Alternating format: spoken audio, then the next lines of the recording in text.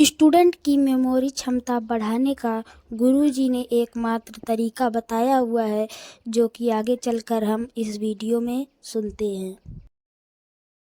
संत हरि भक्तन की, श्री वृंदावन धाम की, श्री सद्गुरुदेव भगवान की। अदिति चौहान जी बिजनौर से। श्री हरिवंश महाराज जी, विद्यार्थी को स्मरण शक्ति तेज करने के लिए क्या करना चाहिए?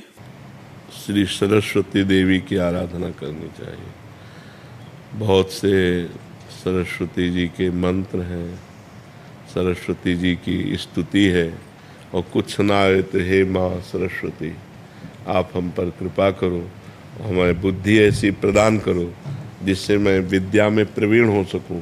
रोज प्रातः काल उनसे प्रार्थना करो, उनको प्रणाम करके विद्या अध्ययन करो, तो विद्या के अधिष्ठात्र देवी सरस्वती जी हैं, वो कृपा करेंगी। सरस्वती देवी की कृपा से ही विद्या में प्रवृत्ति आगे बढ़ती है। रजत कुमार पाल जी बरेली से।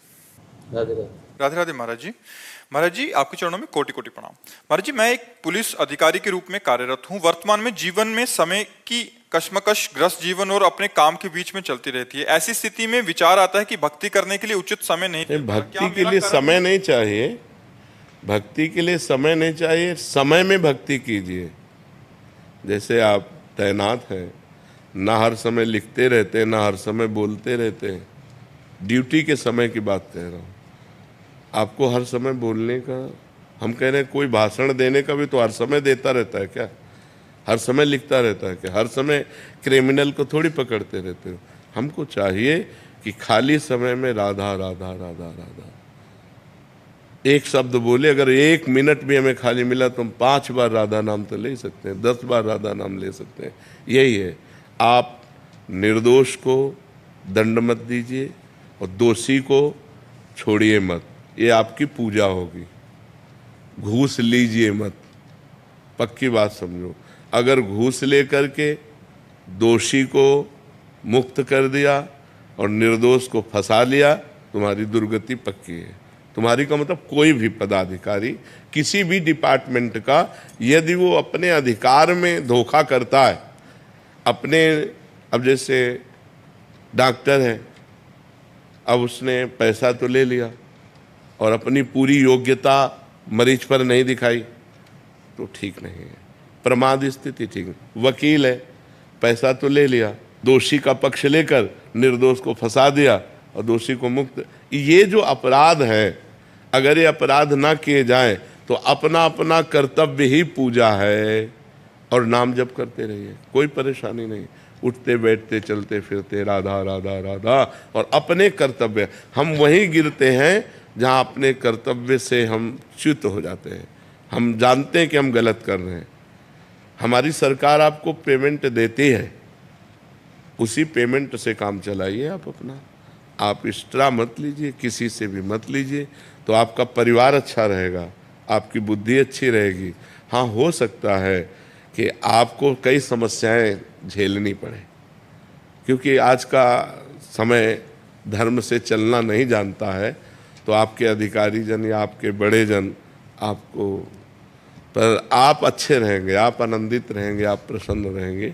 एक यहाँ यहीं बैठ कर के अधिकारी ने कहा था, आज से मैं नियम लेता हूँ चाहे सस्पेंड कर दिया जाऊँ, ना अधिकारी की गलत बात मानूंगी, ना जीवन में कभी गलत करूँगा। तो हम कहा तैयार रहना, सस्पेंड कर दिए जाओगे। तो उसने कहा तैयार हो, हमारे घर में व्यवस्था है, हम वो घर का जीवन जी लेंगे, लेकिन ऐसी नौकरी में गलती नहीं करेंगे जो भगवान के विरुद्ध होगा। तो बात सही है, यदि आप सही चलने की कोशिश करोगे तो हो सकता है आपके विरोधी खड़े हो जाएं, पर भगवान आपका सहयोग करेंगे। भक्ति का स्वरूप है अपने कर्तव्य कर्म को ठीक से करते हुए नाम जप करना।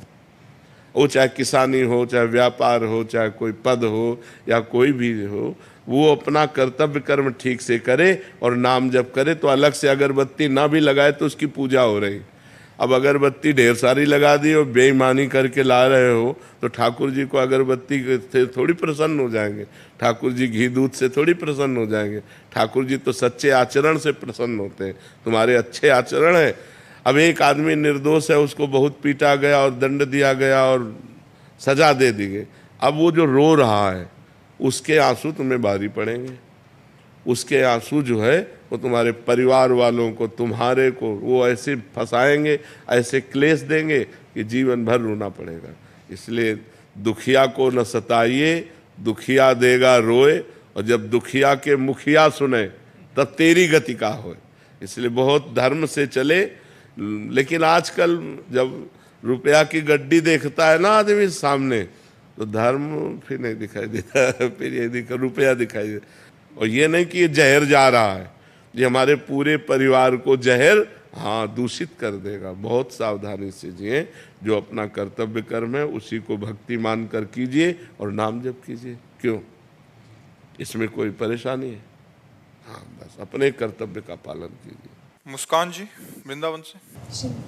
श्री हरिवंश महाराज जी, आप हमेशा ग्रस्तों को ये प्राथमिकता देने को कहते हैं कि हम अपने कार्य को करते हुए श्री जी को अर्पण करें। महाराज जी, मुझे नौकरी के सिलसिले में कुछ दिन गुड़गांव जाना पड़ता है। वहाँ की रहन सहन, बातचीत और कार्यशैली में माया का बहुत प्रबल प्रभाव है। ऐसे माहौल में ऐसा अनुभव होता है कि आपकी कृपा से जो थोड़ा बहुत भजन पाया है वो धीरे धीरे खोने लगा है। आपकी वाणी, सत्संग, वृंदावन का प्रभाव कम होने लगता है। महाराज जी, ऐसी स्थिति में हम सावधान नहीं रहते, इसलिए किसका प्रश्न है? हम सावधान नहीं रहते इसलिए ऐसा है। नहीं तो हमें तो लगता है कैसी भी परिस्थिति हो, यदि हम आंतरिक चिंतन में हैं तो हमें तुम फिल्म की टाकीज में भी बैठा लो, तुम अपने ही चिंतन में रहेंगे। हमारे चिंतन को फिल्म की टाकीज नहीं बदल सकती, समाज नहीं बदल सकता। हमारा जो आंतरिक चिंतन चल रहा है उसको समाज कैसे बदल? हम प्रभावित हो जाते हैं, हम प्रभावित हो जाते हैं, तब हमारे ऊपर कोई प्रभाव पड़ता है। हम प्रभावित ना हो तो कोई प्रभाव नहीं पड़ेगा। तो यदि हम राधा अंदर से बोला, फिर आपसे बातचीत की, भले संसारिक बातचीत की, और फिर अंत में बोला राधा और पूरा समर्पित कर दिया, वो भजन ही माना जाएगा। क्योंकि संसार भी तो भगवान का ही बनाया हुआ है। अब हमको व्यापार संबंधी, नौकरी संबंधी वार्ता करनी है, वो भगवत वार्ता तो है नहीं। तो अंदर से बोला राधा और फिर बातचीत की, और जब समाप्त हुई तो फिर बोला राधा और पूरा श्री जी को समर्पित कर दिया। फिर देखो आपका भजन कभी बाधित नहीं होगा।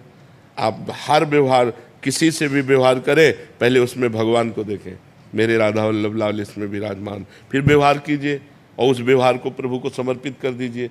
देखिए तो आनंद आ जाएगा।